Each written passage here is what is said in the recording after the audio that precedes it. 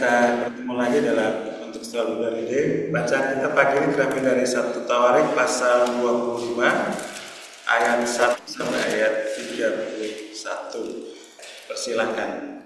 Selanjutnya untuk ibadah Daud dan para panglima menunjuk anak-anak Asaf, anak-anak Heman, dan anak-anak Yedutun. Mereka bernubuat dengan diiringi kecapi, gambus, dan ceracak.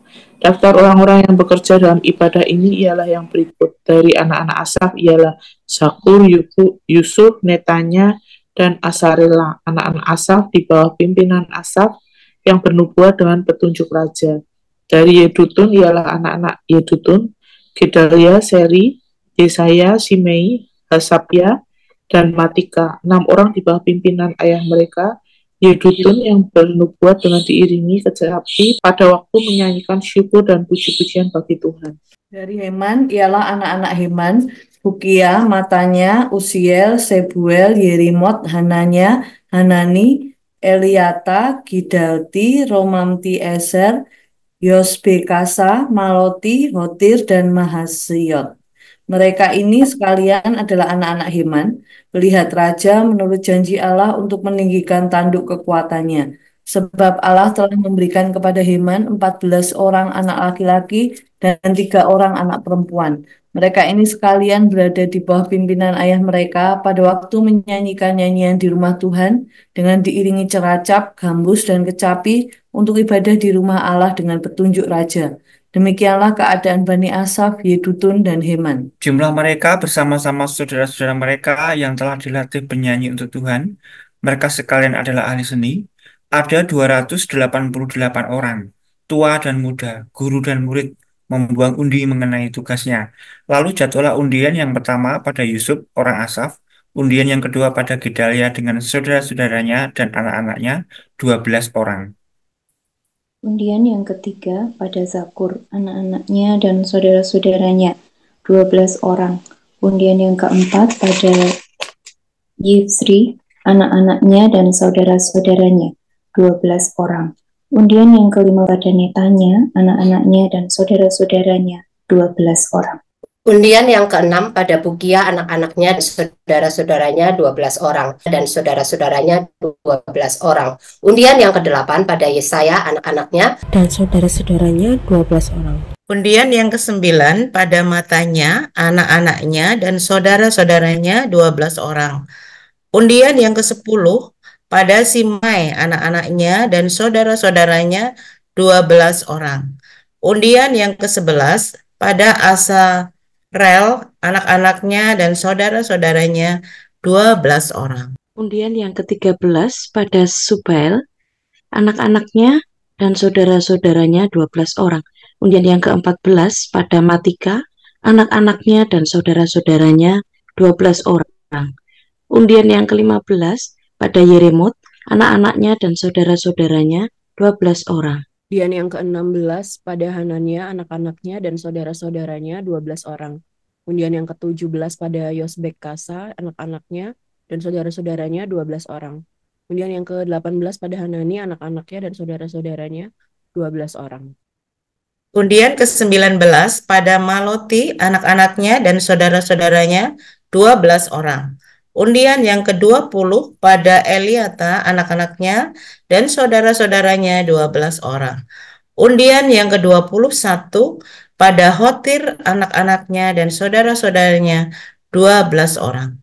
Undian yang ke-22 pada Gidalti, anak-anaknya dan saudara-saudaranya 12 orang. Undian yang ke-23 pada Mahasiot, anak-anaknya dan saudara-saudaranya 12 orang. Undian yang ke-24 pada Romamti Eser, anak-anaknya dan saudara-saudaranya 12 orang. Saudara terkasih, pasal ini sangat-sangat menarik. Kita menemukan di sini bahwa bernyanyi atau memuji Tuhan dan musik itu sentral sekali dalam ibadah.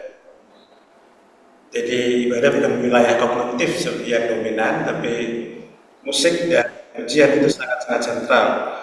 Di ayat 1 dikatakan bahwa selanjutnya untuk ibadah Daud dan para panglima menunjuk anak-anak Asaf, anak-anak Heman, dan anak-anak Yedutun. Artinya bahwa berkenaan dengan pelayanan musik dan pujian di dalam ibadah, raja langsung mengatur segalanya, karena arti pentingnya dari pelayanan ini dalam ibadah. Ada 3 kelompok orang dari garisnya Asaf, Heman maupun dari Yedutun, dan pelayanan mereka itu diatur dengan jelas sekali dari ayat 1 bagian B sampai ayat yang terakhir. Secara umum mereka bertugas untuk bernubuat dengan diri kecapi, gambus, dan terancap, dan daftar orang-orang yang bekerja di ibadah itu dideskripsikan mulai ayat 2 sampai ayat 7, dan kemudian tim dari para pelayan itu sendiri di bawah rombongan dari Asaf, Heman, dan anak-anak itu diatur dengan satu pola giliran yang teratur, sehingga ada tentu persiapan yang matang dan aspek penguasaan dan sebagainya itu diatur dengan begitu tertib. Nah, yang menarik kalau kita perhatikan pada ayat 1 dan ayat 2 ini terkait dengan Asaf dan anak-anaknya. Kemudian pada ayat 1 dan 3 itu anak-anak Heman bernubuat dengan diri kecapi pada waktu menyanyikan nyanyian syukur dan puji-pujian bagi Tuhan. Dan yang ketiga, anak-anak Yedutun diatur di ayat 1, ayat 4 sampai 7. Itu dikatakan ada pelihat raja menurut janji Allah untuk meninggikan tanah kekuatannya. Pada waktu menyanyikan nyanyian di rumah Tuhan dengan diiringi ceracap, gambus, dan kecapi untuk ibadah di rumah Allah dengan petunjuk raja. Ya, dapat memang Daud memang sangat-sangat raja yang sangat-sangat concern dengan seni. Dia juga seorang seniman besar, dan di bagian ini penempatan orang-orangnya juga orang-orang yang betul-betul terpilih, punya bakat seni, dan itu terungkap di ayat yang ke-7. Dikatakan di sana bahwa jumlah mereka bersama dengan saudara mereka yang telah dilatih bernyanyi untuk Tuhan, mereka sekalian adalah ahli seni, ada 288 orang. Jadi ini orang-orang yang punya panggilan, punya keahlian dalam bidang musik, seni, dan ini yang dipilih oleh Daud untuk mengatur pelayanan pujian dan musik di dalam ibadah. Dan pertanyaan kita adalah sebenarnya di mana letak lebih detail berkenaan dengan nilai atau arti penting dari seni itu dalam ibadah itu. Tentu kalau kita perhatikan pujian itu aspek yang dominan di sana adalah pada syairnya, kata-katanya, pesannya yang begitu struktur bahasa dan sehingga ada meaning yang bisa ditangkap. Tetapi alat musik itu tidak hanya sekedar bunyinya, tapi juga beat musik itu naik turunnya, dan juga pada iramanya itu. Jadi ketika ada kombinasi antara kata-kata atau syair, kemudian ada iramanya, ada beat musik itu, maka pesan itu tidak hanya masuk pada tataran otak begitu kognitif, tetapi juga musik itu menyentuh pikiran atau mengisi pikiran, dia menyentuh rasa, dan dia memerintahkan kehendak. Kalau kita lihat dalam dunia politik, ada lagu-lagu yang kalau sudah disepakati bersama, maka itu bisa menggerakkan massa untuk melakukan apa saja, dan bahkan bisa destruktif apapun bisa terjadi. Karena ada kata yang heroik misalnya seperti itu, ada alat musik dan beat musik yang membakar semangat itu, dan ada orang yang akan mencoba menggerakkan tataran kehendak untuk suatu maksud, maka terjadi sesuatu. Dan musik dalam ibadah itu dan pujian, dia kombinasi yang sangat-sangat berarti sekali dalam rangka mengisi atau menyentuh atau memasuk pesan pada tataran kognitif itu, sehingga orang mengerti kata-kata itu dengan jelas, dan iringan musik itu akan mendorong untuk meresapkan pesan itu pada tataran rasa, menyentuh rasa sehingga orang bisa menangis, orang bisa tertawa, mungkin orang bisa, dan kemudian kehendak, orang bisa bertepuk tangan, melompat-lompat karena ada kombinasi itu. Oleh sebab itu jenis-jenis musik seperti ini, beberapa ahli musik mengatakan ini sebuah musik kerajaan. Dalam sebuah acara pujian besar itu, dalam ibadah itu masuk pada wilayah musik kerajaan. Di dalam Alkitab kita perhatikan peristiwa-peristiwa seperti Yesaya pasal 6 ya. Itu dimensi surga yang tampak pada Yesaya itu ada belantara surga yang memuji Tuhan dan berkatakan suci, suci, suci. Peristiwa kelahiran Yesus ada balantara surga yang memuji Tuhan, bernyanyi bagi Tuhan. Surga bukan tempat sepi, tapi surga tempat declare tentang kebesaran Tuhan, dan pujian dan musik adalah bagian sentral dari suasana surga untuk membesarkan nama Tuhan itu. Balantara surga dikirim untuk menyanyi, memuji Tuhan dengan luar biasa ketika Yesus lahir. Oh, ini anak Allah itu datang ke dunia, tidak datang dalam keheningan. Memang tempatnya begitu sederhana, tapi kemuliaan dan kebesaran terrepresentasi melalui pujian dari balantara surga itu.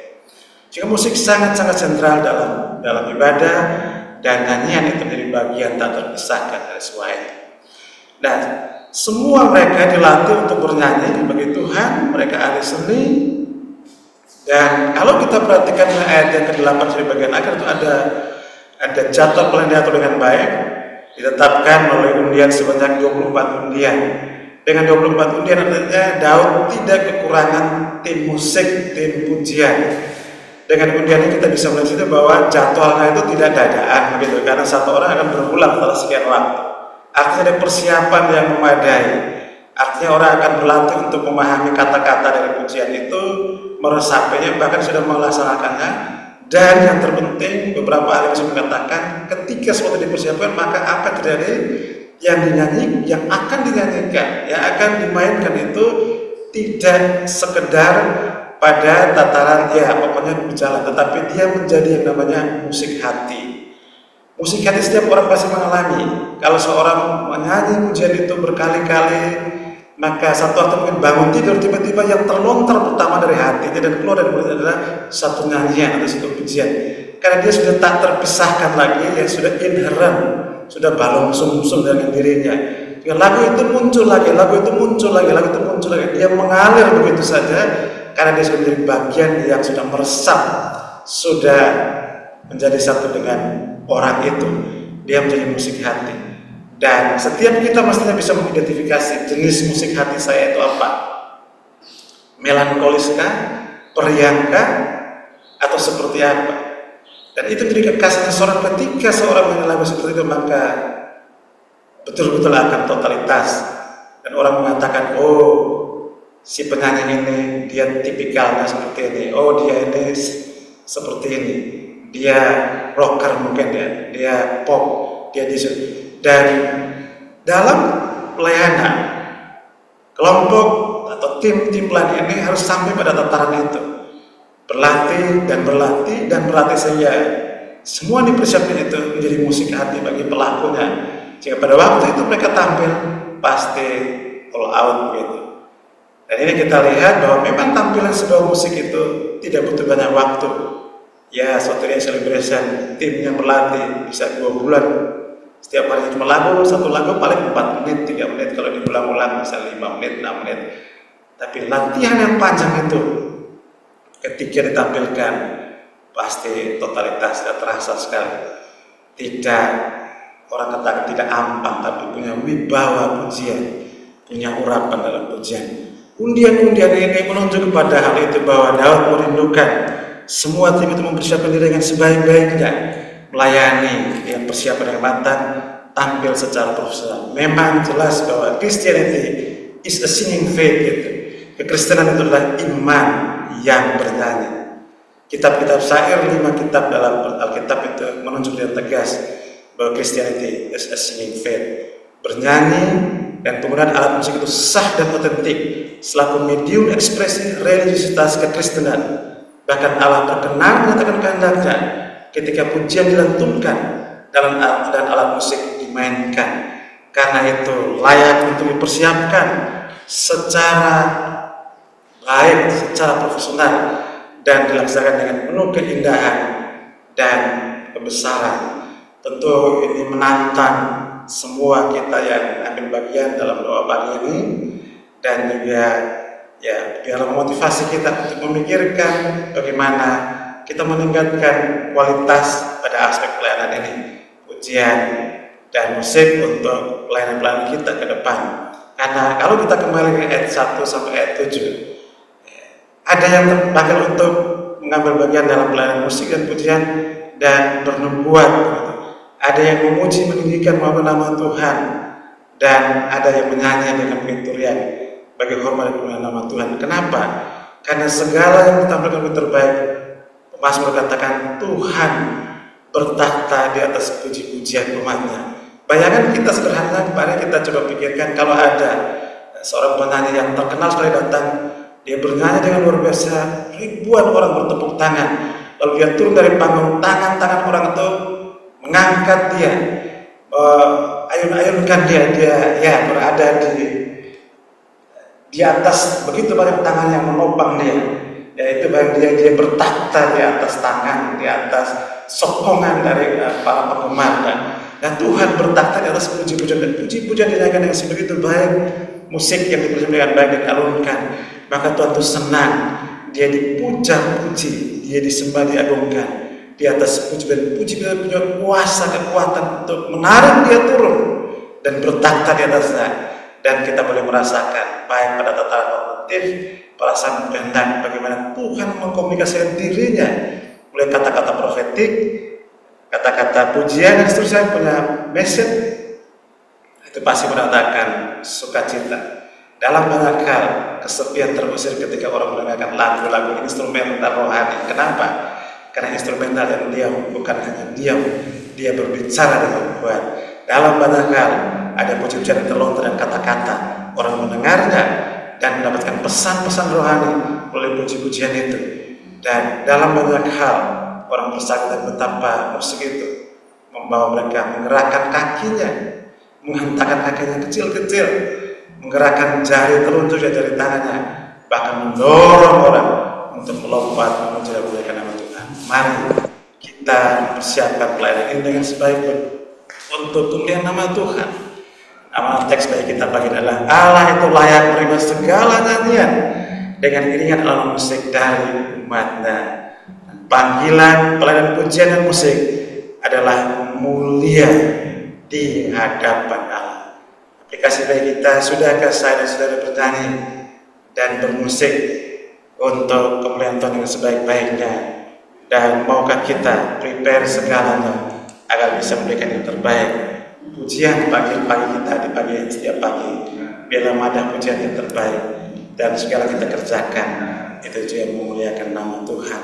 Biarlah pujian Tuhan kita menarik dia turun bertak atas pujian kita, dan kita mendengar apa yang kehendaknya. Tuhan memberkati kita semuanya. Ya, kita sambut satu lagu ku nyanyi Hosana. Biarlah kita tinggikan nama Yesus. Nyanyi Hosana, bagi Rajaku yang dulu ditata, memuliakan dan kulakukan.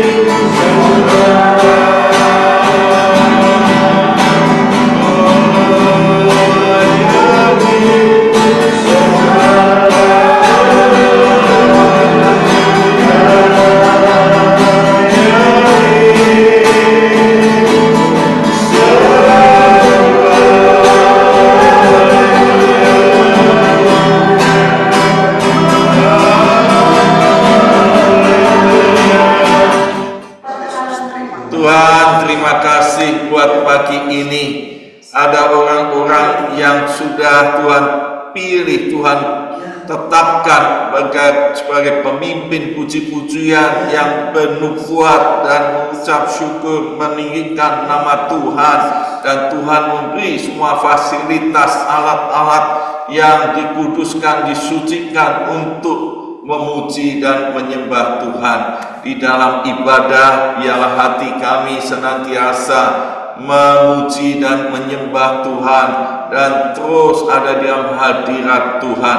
Setiap saat, setiap hari Tuhan terus sertai kami supaya nama Tuhan dimuliakan lewat hidup kami masing-masing. Tuhan berkati setiap pribadi semuanya dengan berlimpah-limpah, jadikan berkat bagi banyak orang. Tuhan menyertai supaya perjalanan kami berhasil. Tuhan melindungi supaya kami tetap sehat tanpa kesakitan, dijauhkan dari yang jahat, pencobaan, penyakit, kecelakaan, supaya nama Tuhan ditinggikan. Kami mengucap syukur di dalam nama Tuhan Yesus, kami memuji kebesaran